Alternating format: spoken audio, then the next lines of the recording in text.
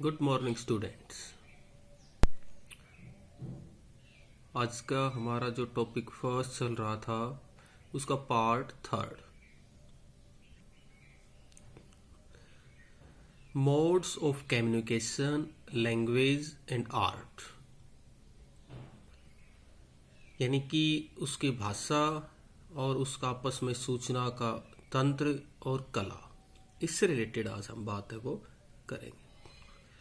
Among living beings, it is humans alone that have a language. There are several views on language development. यानी कि जो मानव था, भाषा का विकास अपने आप में एक बहुत ही अलग वो था, और भाषा का विकास कैसे हुआ इससे रिलेटेड अलग अलग व्यू है। जैसे first, that hominid language involve gesture और हैंड मूवमेंट। ध्यान में आया होगा आपको, मैंने बता रखा है कि भाई भाषा का विकास कैसे हुआ। तो फर्स्टली हमने क्या बताया था, जेस्चर्स यानी कि हाव भाव। Second, that spoken language was preceded by vocal but non verbal communication such as singing और ह्यूमिंग। दूसरा उसमें ये था कि भाई वो जैसे अपने मुंह से कुछ बोलता हो, जैसे गुनगुनाना, हम जैसे कि चुपचाप गुनगुनाते रहते हैं, बोलते कुछ नहीं, ऐसे। Third, that human speech probably began with call like the one that have been observe among primates, या फिर उसके बाद में कॉल यानी बुलाओं से उसने किसी को याद किया होगा, एकदम से बोला होगा तो उससे आवाज है वो निकल गई होगी।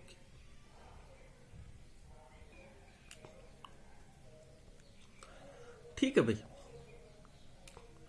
Humans may have possessed a small number of speech sound in the initial stage. Gradually, these may have developed into language. यानी कि उसने अलग अलग कोई साउंड्स हैं वो अलग अलग स्टेज के ऊपर निकाली और धीरे धीरे भाषा का क्या हो गया, विकास है वो हो गया। When did spoken language emerge? Actually में भाषा है वो शुरू कैसे हुई?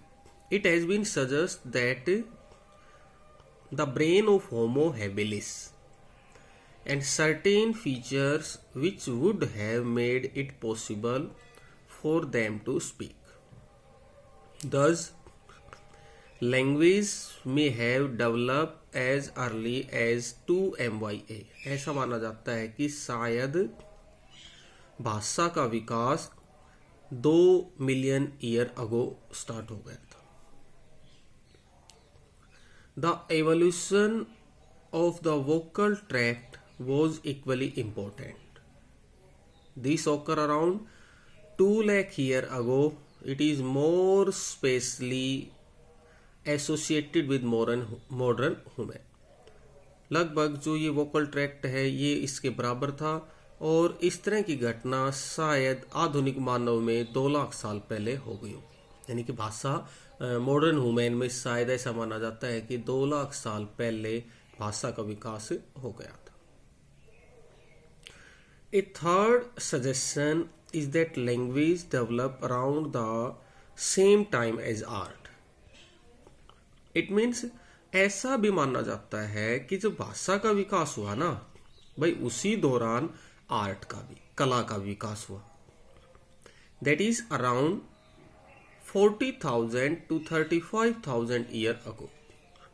The development of spoken language has been seen as closely connected with art since both are media for communication. शायद उसी दौरान भाषा का और उसी दौरान कला का, क्योंकि ये दोनों ही चीजें ऐसी थी जो उस टाइम पे कम्युनिकेशन का मेन माध्यम थी।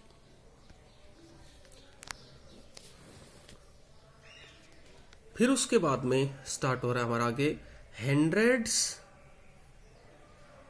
Of painting of animals done between 30,000 and 12,000 year ago have been discovered in the cave of Lascaux and Chevet. बताया था मैंने, इन गुफाओं के अंदर हमें सबसे मेन एविडेंस है वो मिले हैं, both in France and Altamira in Spain. ये दोनों तो फ्रांस में है और एल्टामीरा जो है वो स्पेन में है।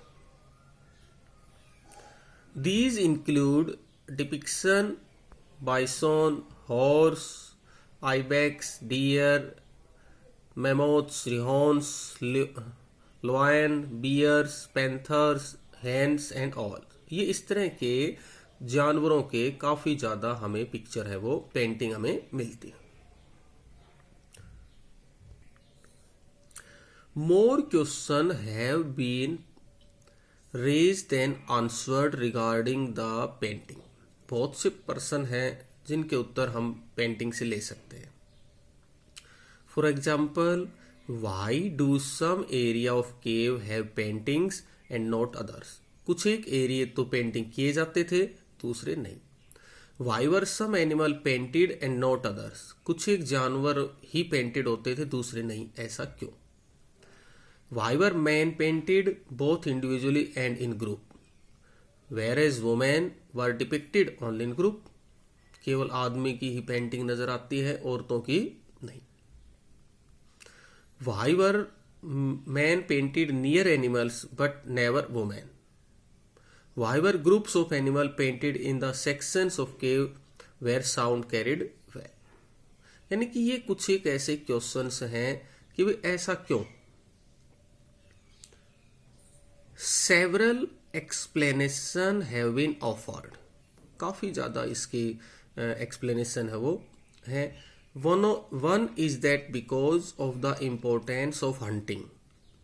पहली तो जो importance है भाई वो है hunting की। The paintings of animals were associated with ritual and magic। जो पशुओं की जो पेंटिंग है वो लगभग या तो उनके रीति रिवाज या जैसे जादू वगैरह होता है ना, इससे रिलेटेड है। The act of painting could have been a ritual to ensure a successful hunt. यानी कि पेंटिंग के अंदर मेन वो ये दिखाते थे किस तरह से वो कोई भी जो शिकार करते थे उसको कामयाब कैसे करते थे। Another explanation offered is that these caves were possibly meeting place for small groups of people or location for group activity। दूसरा ये कि जो गुफाएं होती थी ना, ये छोटे छोटे जो समूह थे लोगों के, उनके एक तरह से मीटिंग प्लेस भी थे। These groups could share hunting technique and knowledge। और यहाँ पर बैठकर लोग क्या करते थे, जो हंटिंग की जो तकनीक थी उसके बारे में डिस्कस है वो करते थे, उसकी जानकारी हासिल करते थे। While paintings and engravings serve as the media for passing information from one generation to the next। और इनके ऊपर पेंटिंग बनाने का एक और भी बड़ा कारण ये था कि ये लोग जो शिकार की जानकारी एक जनरेशन से दूसरी जनरेशन में क्या करना चाहते थे, पहुंचाना चाहते थे। The above account of early society has been based on archaeological evidence। Clearly, there is much that we still do not know, as mentioned as the beginning of this chapter। शुरुआत में हमने इस लेसन में पढ़ा था, as mentioned at the beginning of the chapter, hunter-gatherer society exists even today। Can one learn anything about past society from present day hunter-gatherer? कुछ ध्यान में आया? यानी कि जो आज की सोसाइटी है, क्या वो हमें पास्ट के हंटर गैदर सोसाइटी के बारे में बता सकती है? क्या उससे पता चलता है? This is question we will address in the next section.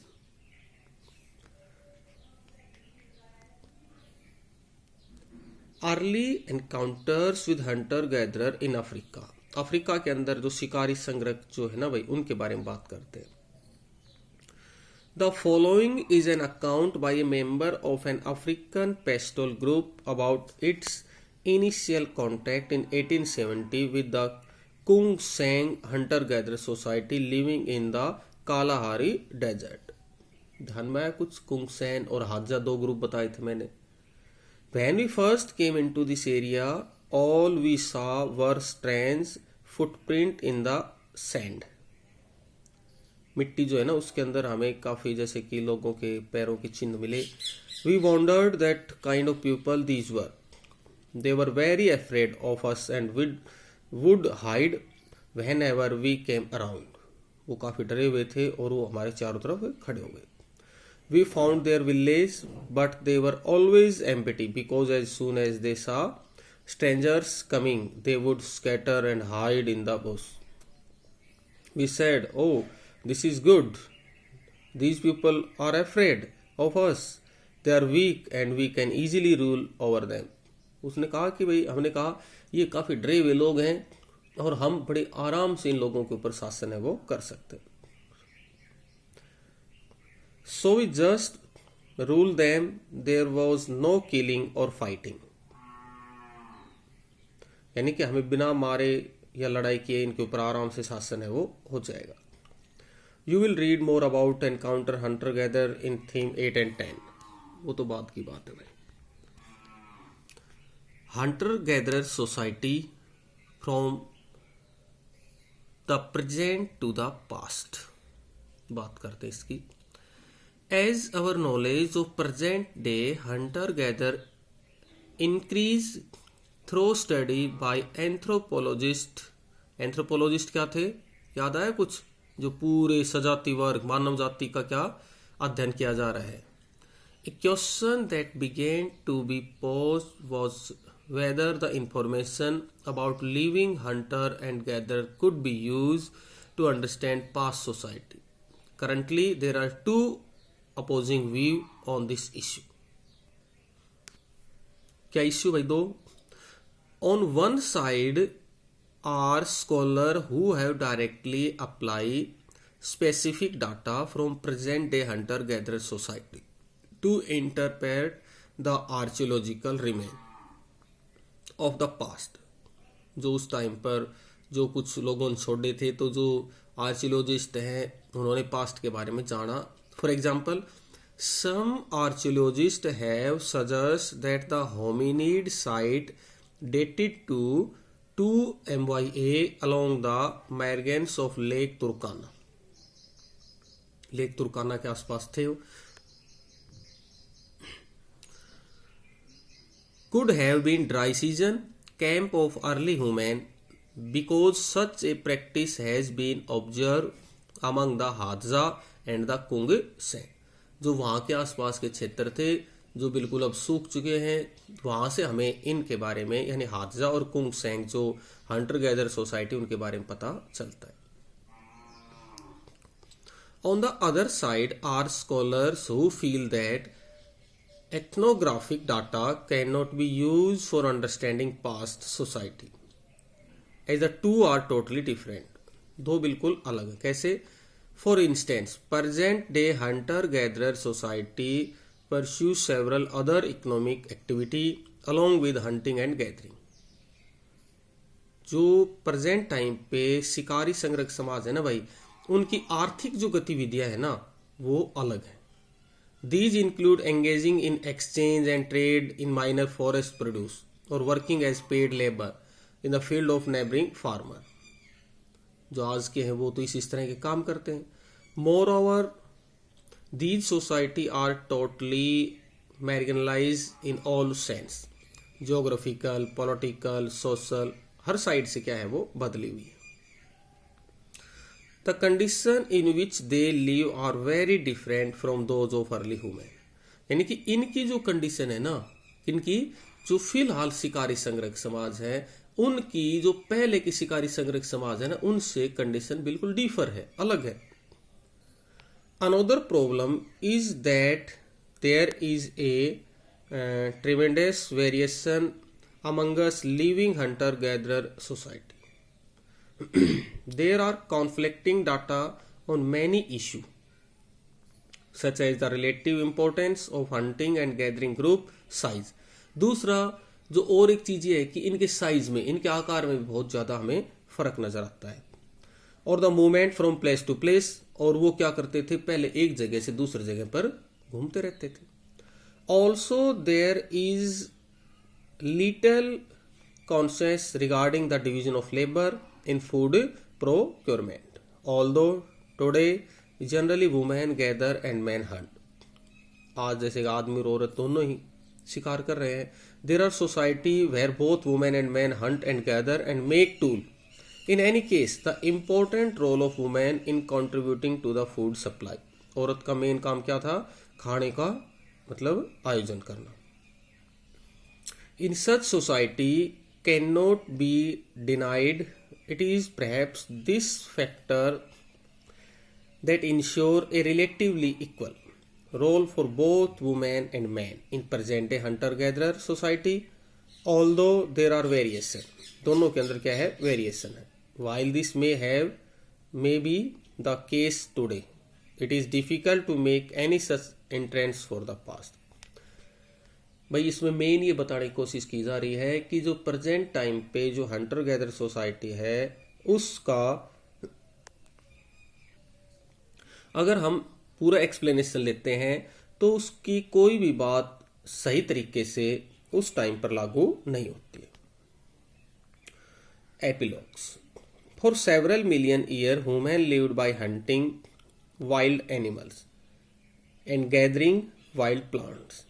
Then between 10,000 and 4,500 year ago. यानी कि हमें जो शिकार के पशुओं के या जो जंगली जो प्लांट उनके गैदरिंग के जो एविडेंस है वो हमें 10,000 से 4,500 साल ईयर के बीच में मिलते हैं. People in different part of the world learn to domesticate certain plant and animal. This led to the development of farming and pastoralism as a way of life. और इसी के साथ में क्या हो गया? कृषि का और पशुपालन का भी विकास हुआ. The shift from foraging of farming was major turning point in human history.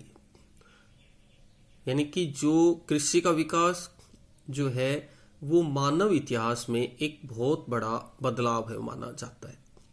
Y did this change take place at the point of time? The last ice age came to an end about 13,000 year ago. जो आखिरी हिमयुग है ना भाई उसका अंत 13,000 साल पहले हो गया.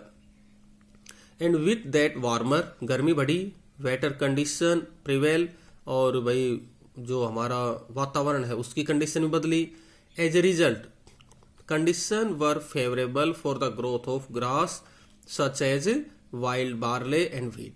ये वो समय था जब घास की उत्पत्ति होनी शुरू हो गई, गेहूं और जौ की पैदावार हो गई. At the same time as open forest and grassland expanded, the population of certain animal species such as wild sheep, goat, cattle, pig and donkey increased. और इस तरह से जो जंगली कई जानवर थे, भेड़ थी, बकरी थी, सुअर था, गधा था, ये बढ़ने शुरू हो गए. What we find is that human society began to gradually prefer area that had an abundance of wild grasses and animals. Now relatively large permanent community occupied such area for most part of the year. और लगभग इन क्षेत्रों को permanent जो community होती थी, जो स्थायित्व कि जो समुदाय होते थे उन्होंने धीरे धीरे करके इसको ऑक्यूपाई कर लिया. With some area being clearly prefer a pressure may have built up to increase the food supply. कुछ एक एरिया ऐसा हो गया जो खाद्य आपूर्ति का साधन हो गया. This may have triggered the process of domestication of certain plants and animals.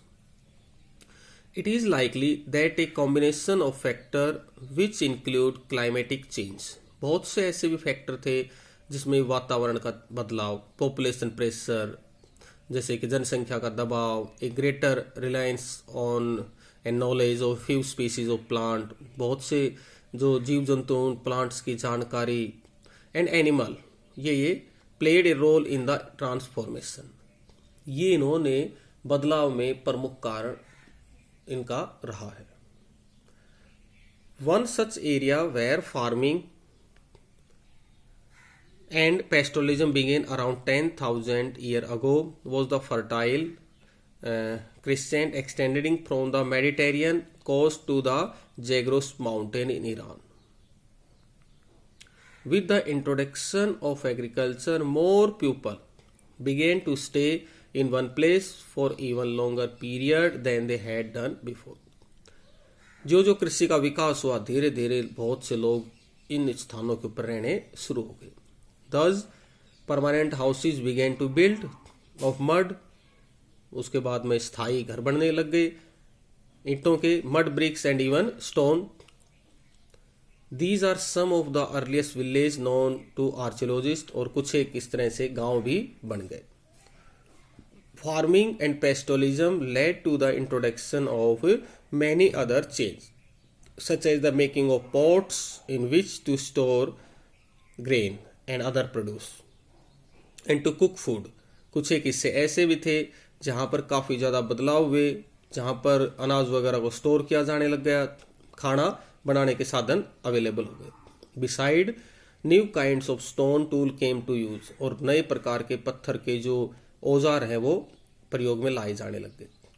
Other new tools such as plough use in agriculture. और दूसरा एक औजार और क्या आ गया, प्लोवर यूज, यानी कि खेती के लिए हल का प्रयोग. Gradually people became familiar with metal such as copper and tin. और इसके साथ ही वहाँ उस टाइम के लोग धातु जैसे कॉपर और टिन से भी परिचित हुए. The wheel important for both pot making and transportation came to into use. और पहिए का जो आविष्कार था वो भी उसके यातायात में बहुत ज़्यादा काम आया. About 5,000 years ago, even larger concentration of people began to live together in city. और 5,000 साल पहले धीरे धीरे फिर क्या हो गया, लोग शहरों में भी रहने लग गए. Why did this happen and what are the difference between city and other settlement? Look out for answer to these and other question in theme second. इन सब के उत्तर आंसर हम किस में पढ़ेंगे भाई, चैप्टर नंबर 2 में. तो ये चैप्टर नंबर 1 था, इसका काम हमारा line to line complete. Second हम नेक्स्ट टाइम शुरू करेंगे.